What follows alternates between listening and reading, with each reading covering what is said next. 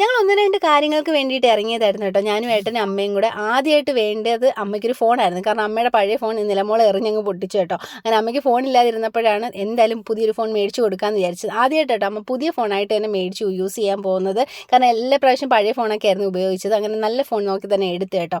പള്ളിമുക്കിലുള്ള മൈജിയുടെ ഷോറൂമിലേക്കാണ് വന്നത്. ഈ സമയം കൊണ്ട് നിലമോൾ ഭയങ്കര ഡാൻസും ഷോയും ഒക്കെ ആയിരുന്നു കേട്ടോ. അവിടെ പാട്ടിട്ടിരിക്കുന്നതുകൊണ്ട് പുള്ളിക്കാരത്തി അങ്ങ് ഇഷ്ടപ്പെട്ടെന്ന് തോന്നുന്നു. ആൾക്കാർ വന്നതൊന്നും മൈൻഡ് ചെയ്തില്ല. നല്ല ഡാൻസും കളിയൊക്കെ ആയിരുന്നു. അങ്ങനെ അമ്മയ്ക്ക് ഫോണും മേടിച്ച് കൂടെ ഹെഡ്സെറ്റും ഏട്ടന് വയർലെസ്സിൻ്റെ ഒരു മൗസും മേടിച്ചിട്ടുണ്ടായിരുന്നു കേട്ടോ. ഇതെല്ലാം പേ ചെയ്തിട്ട് ബില്ല് പേ ചെയ്തിട്ടോ ഇറങ്ങുന്ന സമയത്താണെന്ന് പറഞ്ഞ് അവരൊരു കുഞ്ഞ് പ്രൊമോഷൻ വീഡിയോ ചെയ്യണം എന്നുള്ളത്.